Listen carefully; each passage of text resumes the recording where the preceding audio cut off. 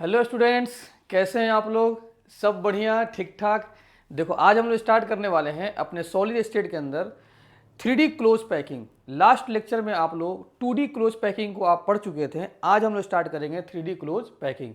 तो फिर वही बात, लेक्चर को ध्यान से देखो, ध्यान से सुनो, एक एक बात चमकेगा और चमकता रहेगा। ठीक है, तो चलो, तुम्हारे सामने हेडिंग दिया हुआ है 3D क्लोज पैकिंग, आपका हेडिंग दिया गया है। और 3D क्लोज पैकिंग दो टाइप का होता है, फेस सेंटर क्यूबिक, जिसको आप FCC बोलते हैं, और इसका नाम एक और होता है क्यूबिकल क्लोज पैकिंग।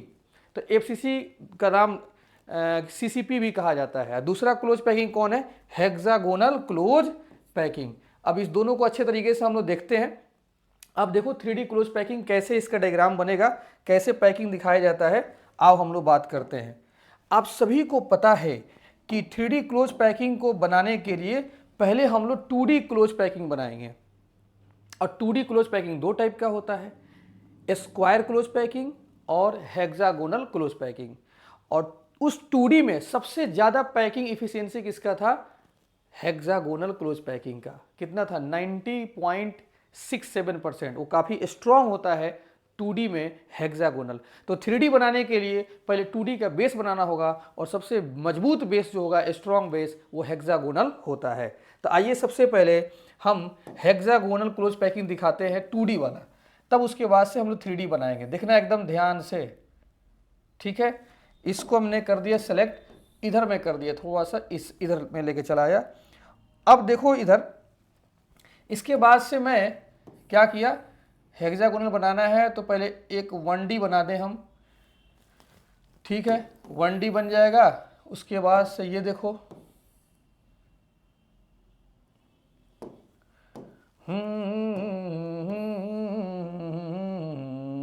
चलो जी, एक लाइन आपका बन गया।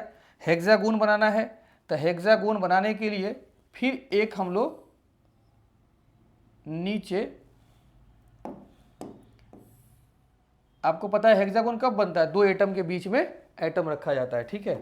तो दो एटम के बीच में एटम को रखो है, फिर देखो इधर, ये लो, ठीक। फिर इसको इसके बीच में रख दो, दो एटम के बीच में एटम रखना है, तो हेक्सागोन बन जाएगा। अब मैंने पूरा को ऐसे सेलेक्ट कर दिया और इधर कॉपी करके ऐसे पेस्ट कर दिया। तो आपको पता होना चाहिए कि ये बन गया आपका 2D में हेक्सागोनल क्लोज पैकिंग। और इसका नाम मैं दे देता हूं, इसका नाम मैं दे देता हूं, पूरे का नाम ए लेयर। कौन सा लेयर? A layer. तो ए लेयर आपका क्या है? 2D है। और 2D में कौन सा है बताओ? HCP, hexagonal close packing. तो ए लेयर आपका 2D होता है, ठीक है।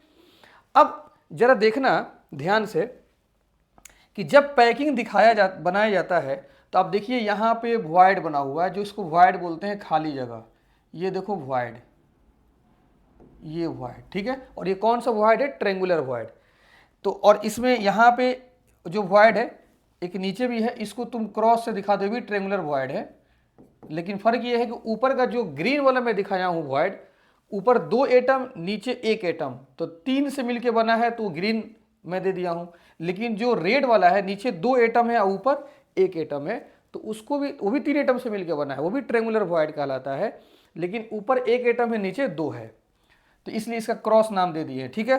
फिर इधर देखो, ऊपर दो एटम है, नीचे एक एटम, वो ग्रीन वाला है। ऊपर दो एटम, नीचे एक एटम, ग्रीन वाला। ऊपर दो एटम, नीचे एक एटम, ग्रीन वाला।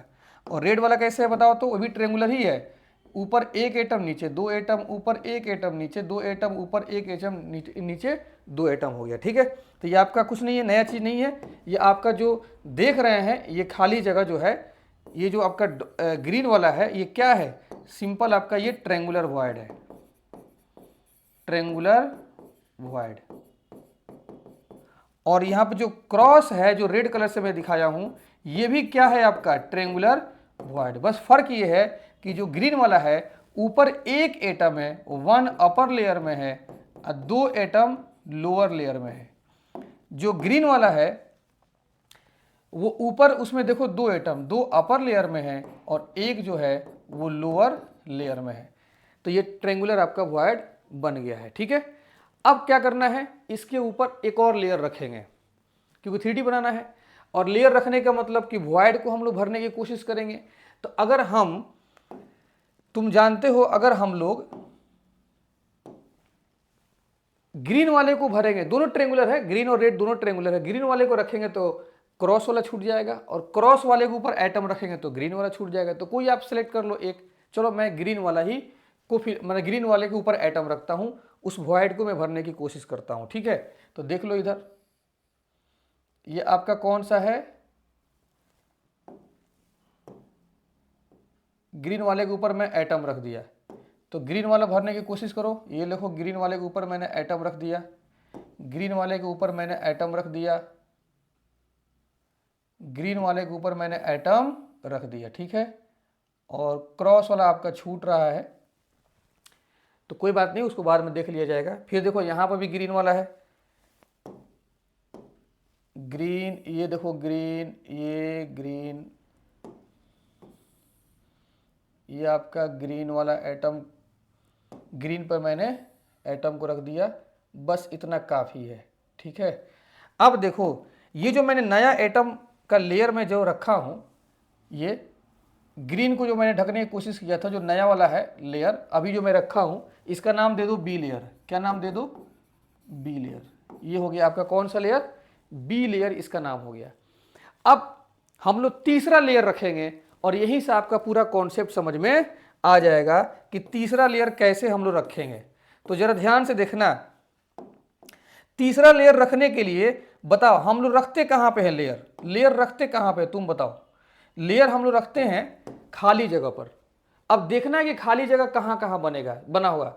एक तो बताओ, ऊपर से हम लोग देखते हैं तो क्रॉस वाला तो पहले से ही खाली है, क्रॉस वाले पे तो कुछ रखे नहीं है, तो अब तीसरा लेयर क्रॉस पे रखेंगे। एक जगह और खाली जगह बना हुआ है, ये वाला देखो, ये वाला जो नीचे एक है, जैसे ये वाला मैं यहाँ पर दिखा देता हूँ, फिर मैं इसको हटा दूंगा। ये देखो, जो ये आपका येलो कलर से मैं दिखाया हूँ, ये वाला एक खाली जगह बना है, मतलब सेकेंड लेयर रखने से दो खाली जगह बन, दो खाली जगह दिख रहा है। एक तो पहले से ही रेड वाला, और फिर आपका कौन सा है, येलो वाला है। वाला क्रॉस वाला मैं बना रहा हूँ, देखना ध्यान से, क्रॉस वाला कैसे बनेगा। क्रॉस वाला देखो, ये देखो, फिर मैं इसको ऐसे लगा दिया। ठीक है, ये आपका हो गया। अब जरा देखना, जो क्रॉस रेड वाला है, नीचे 3 ऊपर से 3 कुछ ऐसे है, ऊपर से 3 कुछ इस तरीके से है, ये आपका कौन सा वॉइड हो गया। देख लो यहाँ पे क्रॉस वाला है, कौन सा है जी, क्रॉस वाला। यहाँ पे कौन सा है, क्रॉस वाला। अब ऊपर से 3 रख देते हैं हम सर्किल, ऊपर से 3 सर्किल रखो इस तरीके से, ऊपर से 3 सर्कल रख दिए मैंने। थोड़ा सा टाइम लगता है ये सब चीज़ में, देखो ये हो गया। ठीक है, फिर ऐसे रख दो, ये हो गया, एक मैंने निकाल दिया। तो ये क्रॉस वाला जो वॉइड है, इसको मैं यहाँ पे बना दिया, ताकि हम तीसरा लेयर आसानी से इसके ऊपर रख दें। इस पर रखेंगे तो बड़ा दिक्कत हो जाएगा। अब देख लो, इसका नाम पता है क्या है, ये देखो, जो क्रॉस वाला जो है आपका वॉइड है, इसका नाम होता है ऑक्टाहेड्रल वॉइड। ऑक्टाहेड्रल वॉइड, इसको हम लोग बोलते हैं ऑक्टाहेड्रल वॉइड। देखो पहले हमने क्या किया, ए लेयर रखा, फिर बी लेयर। तो बी लेयर रखने से 2 वॉइड आपको हम दिखा रहे हैं, 2 खाली जगह, जिसको भरना है तीसरा लेयर को रखकर। तो पहला हमारा कौन सा वॉइड दिख गया, ऑक्टाहेड्रल वॉइड। अब एक देखो, मैं पहले ही आपको दिखाया था, एक और भी वॉइड दिख रहा है खाली जगह, जो कौन सा है, येलो कलर वाला है। देख लो येलो कलर वाला, नीचे देखो, नीचे ए लेयर का ए एटम है और ऊपर से आपका 3 है। तो मैं उसको भी जल्दी से बना देता हूं। देख लो, नीचे 1 है, ऊपर से कितना है बताओ तो, 3 है। देख लो फटाफट, ऊपर से 3 है। अभी 3 कैसे है, एक एटम ऊपर है, 2 नीचे है, एक एटम ऊपर, 2 नीचे। लो ऐसे दिखा दिया मैंने। और सुनो, यही आपका कौन सा, यही वाला आपका येलो वाला वॉइड है, और इसको हम लोग कहते हैं टेट्राहेड्रल वॉइड। टेट्राहेड्रल वॉइड इसको हम लोग बोलते हैं। कौन सा वॉइड बोलते हैं? टेट्राहेड्रल वॉइड बोलते हैं। ठीक है, सबसे पहले देखो, ये है आपका नीचे वाला ए लेयर, ठीक है, और ऊपर का जो आप देख रहे हैं ऐसे 3 रखा गया एटम, 2 ऊपर और 1 नीचे, ये कौन सा लेयर हो गया? B layer. कौन सा लेयर? Be layer. देखो इसमें नीचे वाला जो एक एटम है वो किसका हिस्सा है? ए लेयर का। और ऊपर का जो 3 एटम रखा गया है वो किसका हिस्सा है? B layer. आप यहां से देख सकते हो। हम लोग को रखना है कौन सा लेयर? तीसरा लेयर रखना है। तो तीसरा लेयर रखेंगे, अब हमारे पास 2 ऑप्शन है, ऑक्टाहेड्रल के ऊपर रखेंगे और एक टेट्राहेड्रल के ऊपर रखेंगे। तो यहां से 2 ऑप्शन बनेगा। तो सबसे पहले यहां पर देखना 2 ऑप्शन जो बनेगा तो 2 केस में बनेगा, वो उसको मैं यहां पर समझाने जा रहा हूं फटाफट, जरा देखना ध्यान से। देखो हमने क्या किया, यहां से तीसरा लेयर रखने की कोशिश किया। तीसरा लेयर कहां रखेंगे बताओ? इस खाली जगह पर, ऑक्टाहेड्रल वॉइड पर। ठीक है, तो ये थर्ड लेयर है। ये कौन सा लेयर है आपका? Third layer. और थर्ड लेयर किसको थर्ड लेयर किसको भर रहा है बताओ? ऑक्टाहेड्रल वॉइड को। और ऑक्टाहेड्रल वॉइड से आपको क्या दिख रहा है? ये व्हाइट ब्लैक बोर्ड दिखेगा। क्या दिखेगा आपका? ब्लैक बोर्ड दिख रहा है। इस ऑक्टाहेड्रल वॉइड से क्या दिखेगा? Black board. तो इसका नाम हो जाएगा आपका सी लेयर। क्या नाम हो जाएगा? सी लेयर इसका नाम हो जाएगा। यहां पर रखो, टेट्राहेड्रल वॉइड में थर्ड लेयर को मैंने रखा,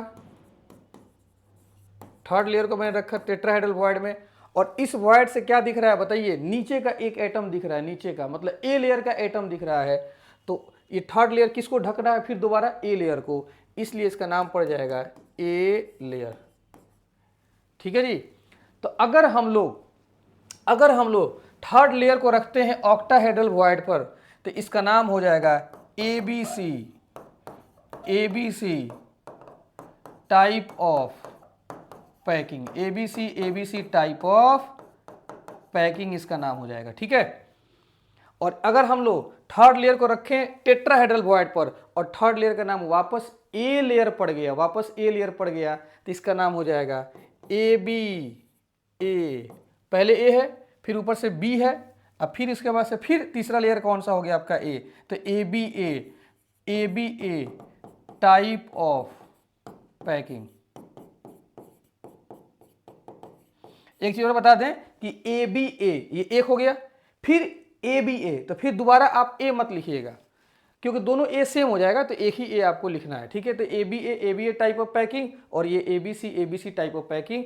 तो केस नंबर 1 क्या बन रहा है? ये केस नंबर 1 हो गया और ये केस नंबर 2 हो गया। केस नंबर 1 में एबीसी ही मिल रहा है जब थर्ड लेयर को ऑक्टाहेड्रल वॉइड के ऊपर रख रहे हैं। ठीक है, और जब थर्ड लेयर को हम टेट्राहेड्रल वॉइड के ऊपर रख रहे हैं तो उसमें ए बी ए मिल रहा है। ठीक है, तो आप इसको अच्छे से देख लीजिए। चलिए आगे चलते हैं, इसी बात को हम अच्छे तरीके से लिख देते हैं। Case number 1, if third layer put on octahedral void, यहां पे आप लिख सकते हो ओपन ऑक्टाहेड्रल वॉइड, ओपन, क्योंकि वॉइड ऊपर से वो दिख ही रहा है ना, खाली जगह ऊपर से दिख रहा है, तो open octahedral void. Then packing is called ABC type. उसको क्या बोलेंगे? ABC type. अब इसमें 1-2 पॉइंट और लिखा जाए। इसी एबीसी टाइप ऑफ को हम लोग बोलते हैं फेस सेंटर्ड क्यूबिक, जिसको एफसीसी बोलते हैं, या इसी को हम लोग बोलते हैं क्यूबिकल क्लोज पैकिंग। और जिसका पैकिंग इफिशियंसी पहले आपको क्लास में बताया जा चुका है, पहले के लेक्चर्स में बताया जा चुका है, जिसका पैकिंग इफिशियंसी हम लोग पहले ही से निकाल चुके हैं, वो कितना होता है? 74%। और कोऑर्डिनेशन नंबर कितना होता है? 12 होता है। ठीक है, अब आइए केस नंबर 2 लिखा जाए। Case number 2, if third layer put on open tetrahedral void, then packing is called ABA type of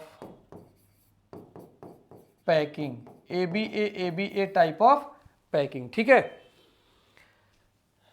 अब इसमें एक बात देखना ध्यान से, इसी को हम लोग बोलते हैं हेक्सागोनल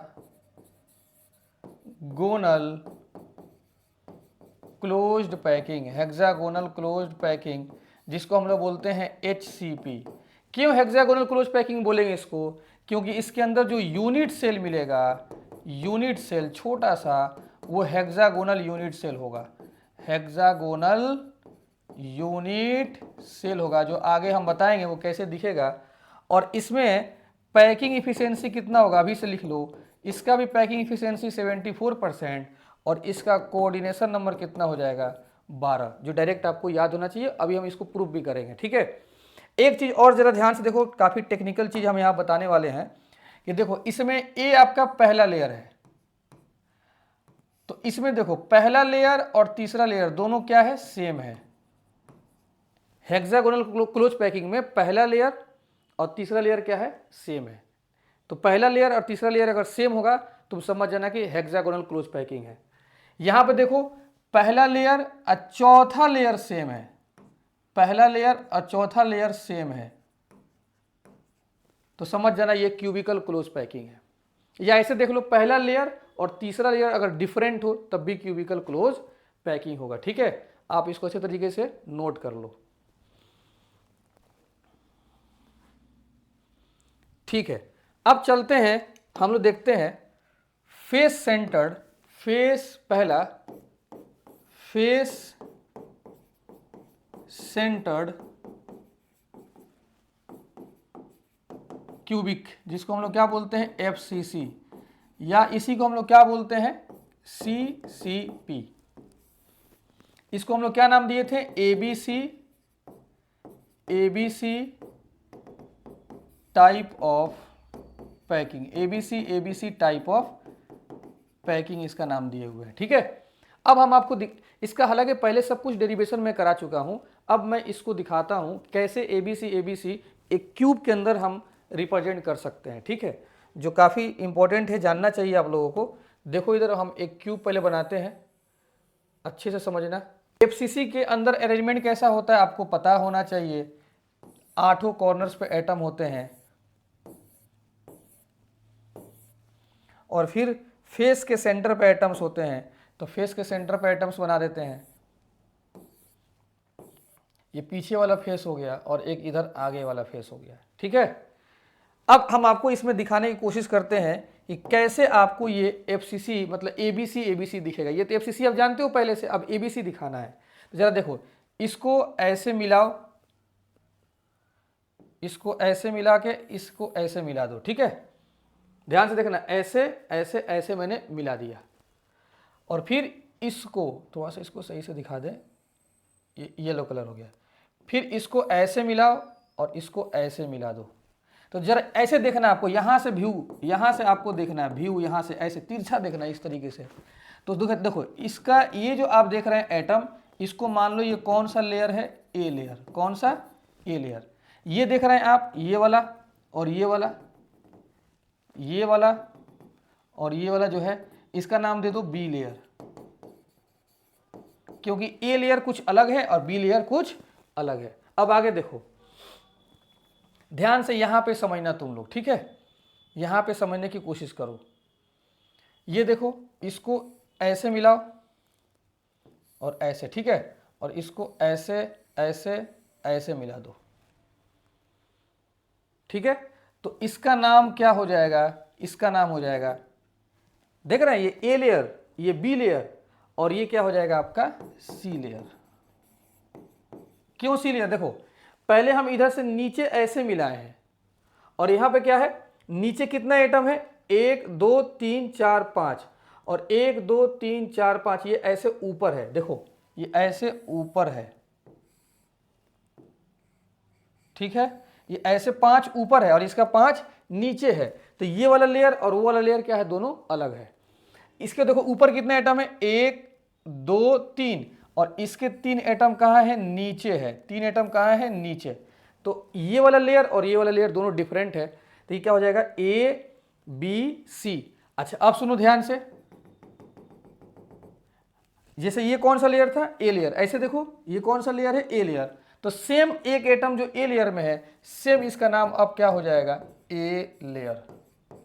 तो फिर यहां से ए लेयर होगा, ए बी सी, ऐसे आगे रिपीट करते जाएगा। तो ये देखो ये ए लेयर, ये बी लेयर, ये C layer, A B C type of packing. इसीलिए कहा जाता है कि फेस सेंटर में, फेस सेंटर को ए बी सी बोलते हैं।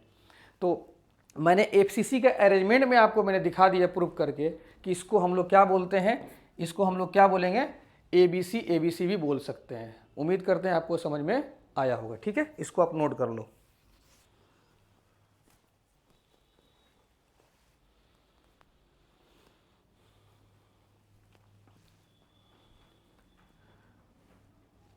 अच्छा इसमें अब पहले से ही इसका आपको पता होना चाहिए कि पैकिंग इफिशियंसी मैंने पहले से लिख दिया है 74%, प्रूफ मैं कर दिया हूँ। वॉइड स्पेस कितना होता है बताइए, वॉइड स्पेस इसमें होता है 26%, ये याद रखिएगा।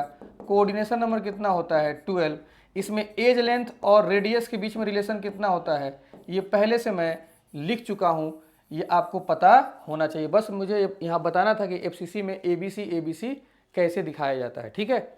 अब इसको आप अच्छे तरीके से नोट कर लो, फिर आगे हम लोग देखते हैं। अब चलो सेकेंड जो पैकिंग है इसका नाम है, सेकेंड जो है हेक्सागोनल, क्योंकि 3D 2 टाइप का होता है, तो hexagonal close packing, hexagonal close packing, जिसको हम लोग क्या बोलते हैं, HCP, हेक्सागोनल क्लोज पैकिंग, ठीक है। अब हेक्सागोनल क्लोज पैकिंग दिखलाने के लिए पहले इसमें एटम्स का हम अरेंजमेंट दिखा देते हैं। क्रिस्टल लैटिस हम आपको बनाते हैं, क्रिस्टल लैटिस।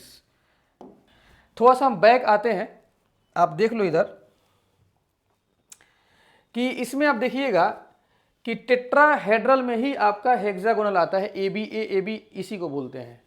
देख लो ये ए लेयर में नीचे एक एटम है, ए लेयर में, तो ए लेयर में नीचे देखो यही है आपका। फिर से देखो ये येलो वाला, ये आपका नीचे ए लेयर में एटम है और ऊपर से 3 है। तो ये ए लेयर का जो एटम है, तो हम ए लेयर का कुछ अच्छे से हिस्सा उठाएंगे जिसमें एक डायग्राम दिखे। तो एक एटम ए लेयर का है, हालांकि ए लेयर में बहुत सारे एटम है। ए लेयर का नाम ही है हेक्सागोनल क्लोज पैकिंग, 2D का, 2D का देखो यहाँ पर लिख चुके हैं, 2D का हेक्सागोनल है। तो हम ए लेयर का 2D का हेक्सागोनल बनाएंगे, तब आपको डायग्राम अच्छे से दिखेगा। यहाँ पर देखो हम पहले बता दिए हैं कि पहले हम ए लेयर बनाने जा रहे हैं 2D का, ठीक है। देखिए इधर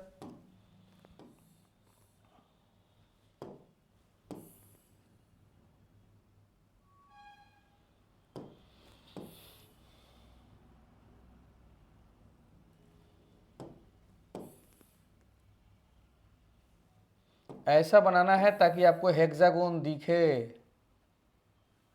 ठीक है। देखो ठीक है, ये देखो, क्योंकि ए लेयर जो होता है खुद हेक्सागोन होता है ना 2D का, तो पहले ए लेयर हम बना रहे हैं, हेक्सागोन दिख जाएगा आपको, ठीक है। अब देखो इसको सेम कॉपी करके हम नीचे ऐसे रखते हैं, ठीक है।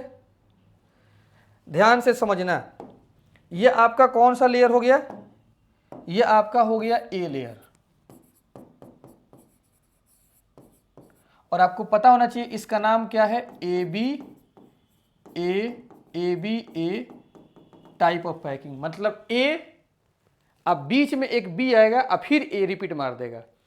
तो बीच में जरा देखते हैं कि कौन सा एटम आएगा बीच में और कितना एटम बीच में आता है, जरा देखो बीच में। यहां पे समझना, देखो यही आपका नीचे ए लेयर का एक एटम है जो हेक्सागोनल है 2D में, और ऊपर से कितना एटम है, 3, तो वो बी लेयर हो जाएगा, ठीक है। देखो 3 एटम को हम लोग क्या बोले हैं, बी लेयर। तो आगे बनाइए, यहां पर देखिए 3 एटम बी लेयर हो जाएगा। तो यहाँ पे हम बना देते हैं, इसी पर 3 एटम को रखो,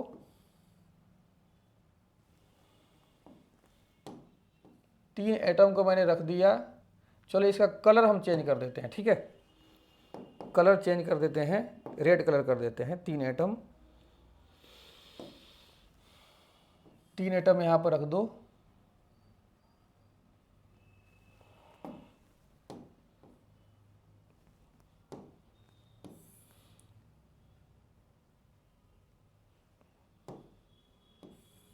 चलिए हमने इसे 3 एटम को रख दिया, ठीक है।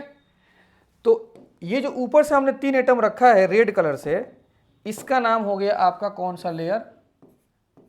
बी लेयर, क्योंकि हमने दिखाया था कि बी लेयर में 3 एटम है, ठीक है, बी लेयर हो गया। अब ये ए लेयर, ये बी लेयर, अब फिर ऊपर के लेयर रिपीट मारेगा तीसरा। देखो नाम क्या है? ए बी ए, पहला लेयर तीसरा लेयर सेम, ए लेयर, अब रेड वाला बी लेयर, और ये आपका तीसरा लेयर है जिसको आप उठा के बड़े आराम से इसके ऊपर रख देंगे तो एक क्या बन जाएगा? 3D के अंदर हेक्सागोनल क्लोज पैकिंग बन जाएगा, हेक्सागोनल क्लोज पैकिंग बन जाएगा, ठीक है। अब इसका हम क्या बनाएंगे, बनाने की कोशिश कर रहे हैं, इसका हम बनाने की कोशिश करेंगे स्पेस लैटिस। क्या बनाते हैं? Space lattice. और आपको पता है कि स्पेस लैटिस में वो आपको टच करते हुए नहीं दिखेगा, ठीक है। तो ध्यान से समझना, स्पेस लैटिस हम बनाने जा रहे हैं, उसमें एटम्स टच करते हुए नहीं दिखेगा, उसमें लैटिस पॉइंट आपको दिखेंगे, और यहीं से हम लोग का पूरा काम हो जाएगा, जो डेरिवेशन वाला काम करना है, और फटाफट यहीं से ख़त्म हो जाएगा, ठीक है। ये यहाँ पे लैटिस पॉइंट्स हो जाएंगे। देखो हेक्सागोन बना दिए, ये कौन सा हो गया आपका? A layer. लो बीच में क्या बना दें? 3 एटम बनाएंगे बीच में, 3 एटम बना देते हैं। लो 3 एटम बना दिए बीच में से, ये कौन सा हो गया? B layer. बी लेयर में 3 एटम है, अब 3 एटम को ऐसे दिखा दो, और फिर उसके बाद से ये वापस ए लेयर, तभी तो हो जाएगा आपका A B A type of packing. ये हो गया, ठीक है। अब इस कोना से इस कोना को मिलाओ,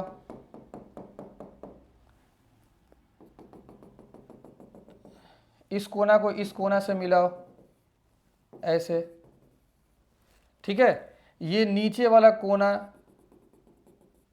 नीचे वाले कोना से मिलेगा, ऐसे, नीचे वाला कोना नीचे वाले कोना से मिलेगा। बस इतना ही दिखा दो, बाकी बहुत ज़्यादा कॉम्प्लेक्स हो जाएगा डायग्राम। फिर उसके बाद से आपको पता है कि हेक्सागोनल में देख लो, हेक्सागोनल में बीच में भी एटम है भाई, बीच में भी है, यहाँ पर देखो ऐसे बीच में एटम है, तो बीच में भी एटम दिखाओ, और ऐसे बीच में एटम दिखा दो, ठीक है।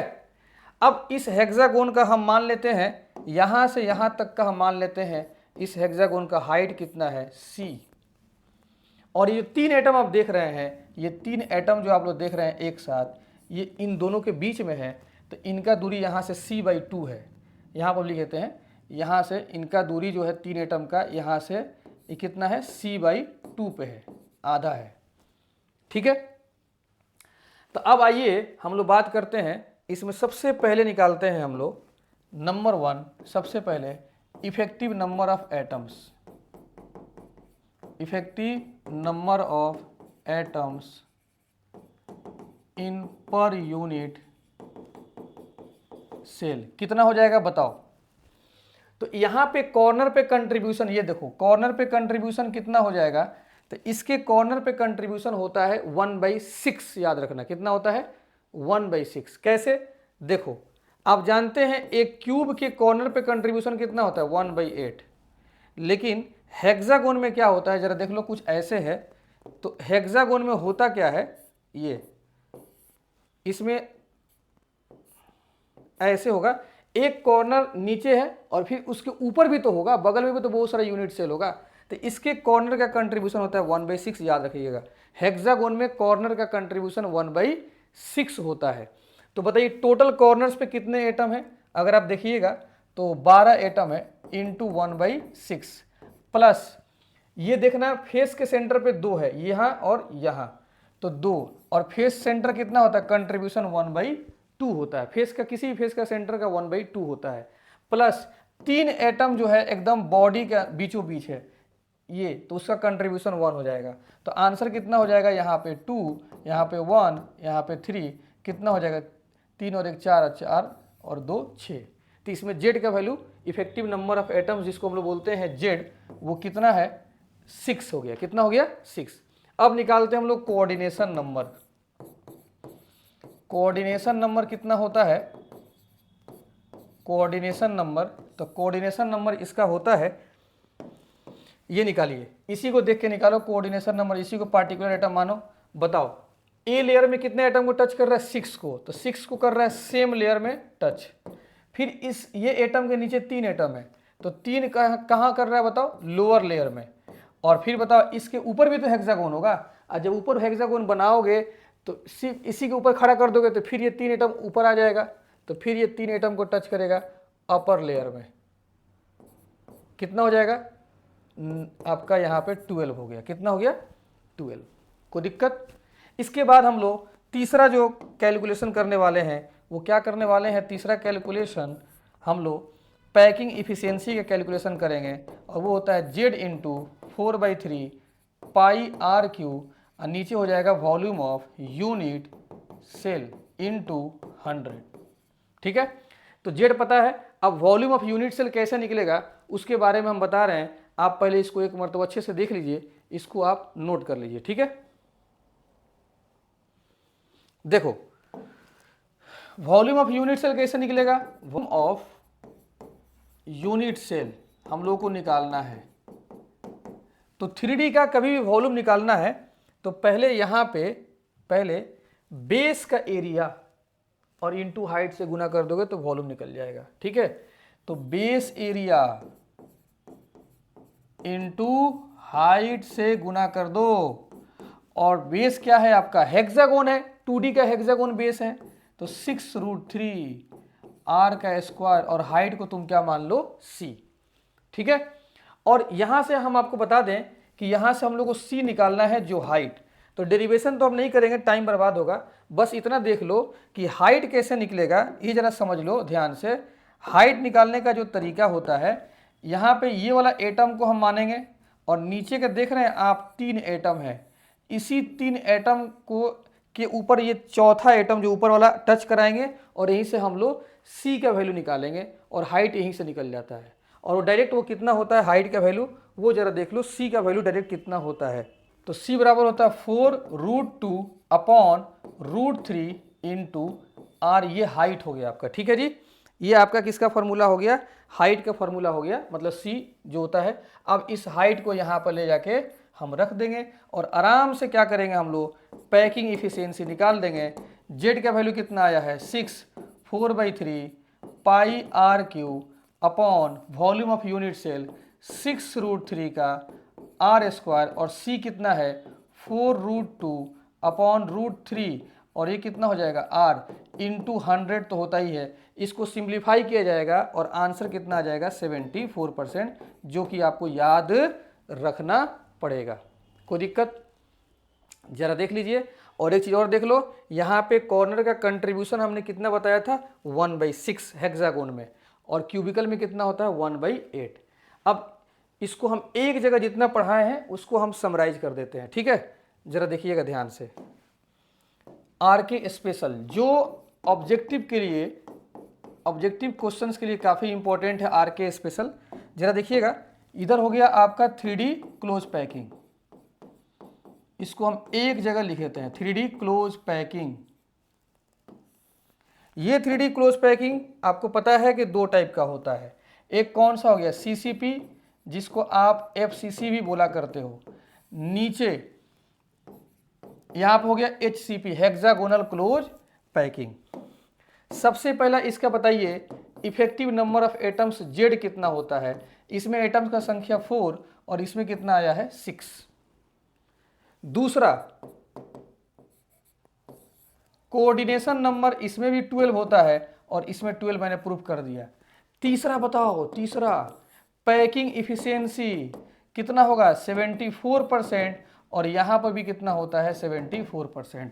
और इसी में बताओ वॉइड स्पेस 26% और यहाँ पर भी 26%। एक चीज देख लो यहाँ पे चौथा point, number of octahedral void, number of tetrahedral void. Octahedral void, tetrahedral void कितना होगा उसको अभी मैं लिख रहा हूं। यहाँ पर भी ऑक्टाहेड्रल वॉइड कितना होगा, टेट्राहेड्रल वॉइड क्या होगा उसको मैं अभी यहाँ पे लिख रहा हूं। देखिए इस बात को मैं नेक्स्ट लेक्चर में बताऊंगा, इसको जरा दिमाग में बैठा के लिख लो। If effective number of atoms in unit cell, अगर जेड है, इफेक्टिव नंबर ऑफ एटम्स कितना है जेड, तो नंबर ऑफ टेट्राहेड्रल वॉइड कितना हो जाएगा 2z, और नंबर ऑफ ऑक्टाहेड्रल वॉइड कितना होता है z। इस बात को आप स्टार में लिख लो, एग्जाम में डायरेक्ट पूछता है, और इसको मैं आगे के लेक्चर में इसको मैं प्रूफ भी कर दूंगा। जितना एटम्स होते हैं यूनिट सेल में उसका दोगुना टेट्राहेड्रल वॉइड और उसी के बराबर ऑक्टाहेड्रल वॉइड होता है। अब यहाँ पे लिखिए इसमें एटम्स कितना है 4, तो ऑक्टाहेड्रल 4 और टेट्रा कितना हो जाएगा 8 हो जाएगा, उसका दुगुना कर दो। यहाँ पे बताओ एटम 6, तो ऑक्टा तो 6 ही हो जाएगा और टेट्रा कितना हो जाएगा 12। और एक चीज और, इसको हम लोग क्या बोलते हैं एबीसी टाइप ऑफ पैकिंग, याद रखिएगा। और इसको हम लोग क्या बोलते हैं एबीए टाइप ऑफ पैकिंग। तो ये आपका एक जगह मैंने इसको समराइज कर दिया। उम्मीद करते हैं आपको समझ में आया होगा 3D क्लोज पैकिंग। आप इसको अच्छे तरीके से देख लेना। Okay, thank you.